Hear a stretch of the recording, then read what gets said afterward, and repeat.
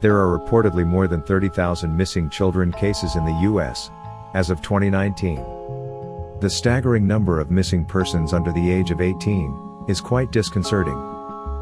The fear of finding out that your child has met a terrible fate worse than going missing is something that every parent dreads. But some parents never have the luxury of finding out the fate of their missing children. Such is the case of the unidentified Jane Doe, whose body was found floating in the Harpeth River, Tennessee in 1976.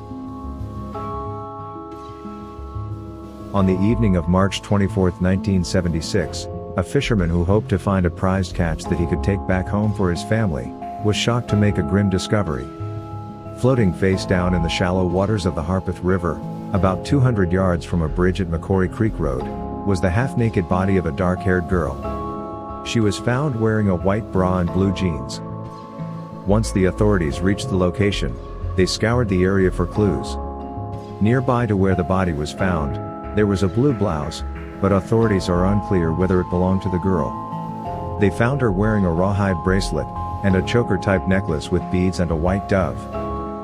The autopsy of the body revealed that the girl was dead for less than 24 hours, and the cause of death was determined as drowning under unknown circumstances. The autopsy also showed that the girl had sexual intercourse a few days prior to her death, and there were bruises on her legs and breasts. Despite this, it was still uncertain whether or not she was raped. However, detectives had supposed that it was possible that the girl was assaulted, based on all the evidence they found. The girl was possibly Native American, Hispanic and/or Caucasian, between 14 to 17 years old. She was about 5 foot 2 inches tall, and weighed between 120 to 130 pounds. She had black-brown hair with brown eyes, and had a distinct mole near her left eye. She also had scars on her abdomen and on her arms, which looked like possible cigarette burns. A key clue that the detectives found was the photograph of a young blonde-haired boy on which was written, "Little Charlie," along with a phone number on the back. After a few days, investigators called the number on the back of the photograph that was found on the body of the girl. A man named Charles Little Charlie Moore, a 24-year-old from Nashville, answered the call. Charles explained to the detectives that on March 15, 1976, he and his brother-in-law, Milton Collins, were driving southeast along Interstate 24 when they spotted two girls trying to hitch a ride. One was a short girl with long dark hair, and the other was a thin sandy blonde-haired girl wearing wire-rimmed glasses. The men stopped to offer them a ride, and the girls got into the truck, happy to be out of the chilly breeze. As they drove, the girls told the young men their story. The men recalled that the dark-haired girl went by either Sherry or Cheryl, and the girls claimed to have run away from a treatment facility that was believed to be near Minneapolis, or St. Paul, Minnesota. Sherry claimed to have been at the facility for treatment for alcoholism, and her blonde friend claimed to have been there for suicidal tendencies, even showing the men scars on her wrists. They were heading to Haines City, Florida to see the blonde girl's husband, the girls claimed. The men said that they dropped the girls off at an exit about 85 miles southeast of Nashville, and Little Charlie said he wrote his phone number on the back of a photo that the blonde-haired girl was carrying, a photo of her young son, in case they ever needed help. The men claimed that they saw the girls get into another vehicle, also traveling southeast, and that was the last they saw of them. 9 days later, the body of the dark-haired girl was found in the Harpeth River, 90 miles in the opposite direction to where she was last seen. Despite the information provided by Charles and his brother-in-law, investigators could never find out anything about the blonde-haired girl who accompanied Sherry. They even followed up on the girl's claim that they had escaped a treatment facility, and checked the hospital records in the St. Paul area, but they could not find any useful clues. Fingerprints and dental records were also later checked against national databases, but have yielded no results. Without further information or an identity, the case went cold. Detective Jill Weaver of the Metro Nashville Cold Case Unit, who took over the case in 2013, continued to question Charles and Milton time and again, but eventually concluded that neither of them were involved in the alleged crime. What made it more challenging for the detectives to investigate was the fact that they could not use DNA testing. Since the girl's body was buried in a cemetery where the grave markers were moved, it was impossible to locate the body for exhumation and subsequent DNA sampling. The only clues to go by were the post-mortem photographs of the body and the detailed composites that were made, as the girl was found fairly soon after her death. These composite pictures of the girl were made public in hopes that someone out there might recognize her. But so far, the detectives have had no luck. Was Sherry a murder victim? Who would have wanted her dead? Was it possible she could have become intoxicated and drowned accidentally? And most importantly, who was she? Nearly 40 years later, police are still searching for answers to these questions.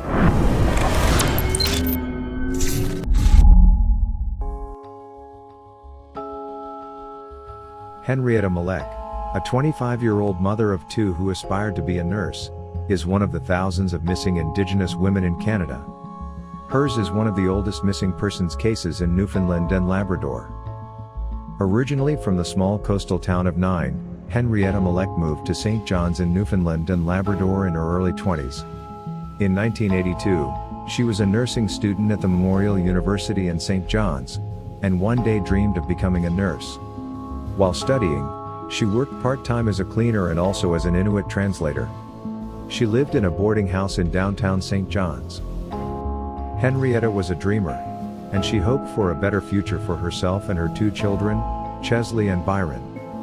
While Chesley stayed in Labrador with his grandmother, Byron was removed from Henrietta's care and placed in a foster home due to her past alcohol addiction. Byron's foster home was in McKinson's, which was about 70 kilometers or 43 miles from St. John's. Henrietta would often travel to McKinson's to visit Byron. On December 10, 1982, at around 9 a.m., Henrietta left her boarding house.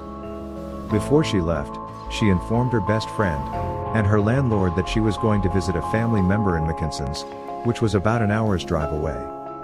However, Henrietta did not leave St. John's immediately.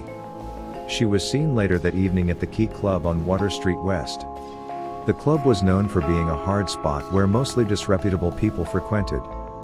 One of the Key Club bartenders, Assumpta Laws, told authorities that she saw Henrietta at the bar that same evening, and that she was being bothered by two men who were drinking there. According to witnesses, these men had attempted to remove her from the club forcibly, but none can confirm whether they actually did. This is one of the last known sightings of Henrietta. She vanished that night, and almost 40 years later, she has never been found. It wasn't until 2 weeks later that Henrietta's landlord finally contacted the local law enforcement agency, the Royal Newfoundland Constabulary or the RNC, and an official investigation was finally launched. Though no one had seen Henrietta leave the club, she did however leave behind a clue, a purse.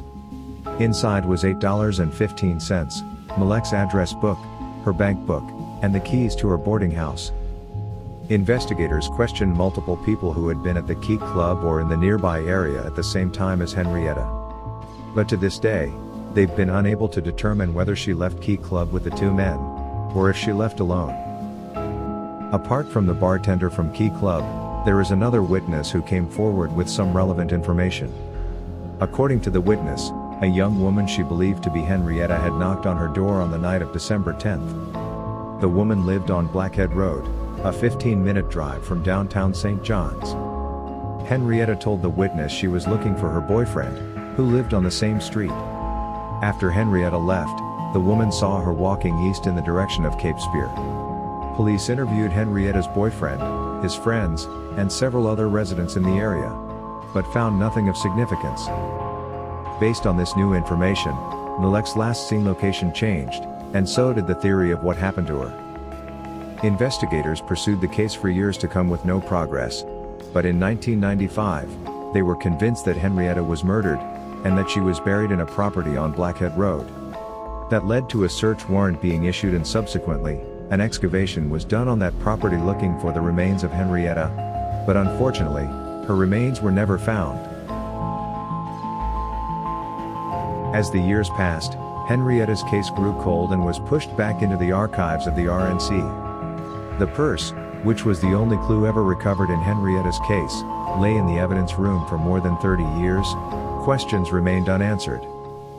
In 2013, following a CBC News investigation, her purse was tested for touch DNA, that is, whether someone else's DNA had been left behind. However, the test didn't lead police further to the truth. Finally, in 2016, a witness came forward with information that changed the course of the investigation.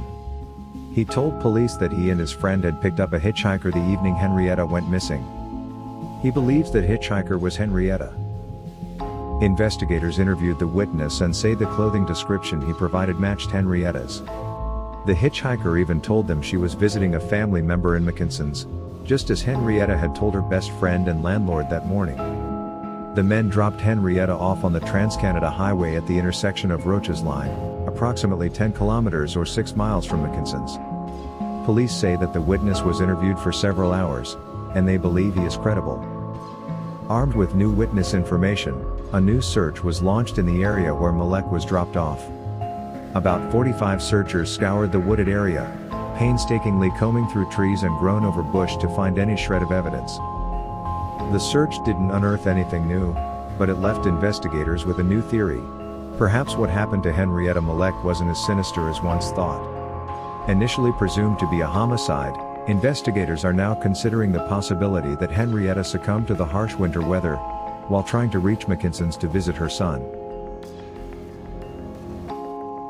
It's no secret that the Indigenous peoples of Canada have been discriminated against and oppressed for generations. Even after all the progressive reforms and policy changes implemented recently, the common Indigenous person still faces casual discrimination. When Henrietta went missing back in 1982, her family were not informed for weeks. And even after Henrietta's case saw new information come to light, her family was left in the dark about it until they discovered it through a newspaper. Chesley Atulak was just a baby when his mother left for St. John's in an effort to better her life for her children. Chesley's wife, Benigna Anderson, believes Henrietta's case has not been handled correctly. The family was not informed about the new ground searches that took place in 2016. Benigna contributed to the national inquiry into missing and murdered Indigenous women and girls. She stated that when she made several attempts to call the RNC to find out what's going on, no one had answered her questions.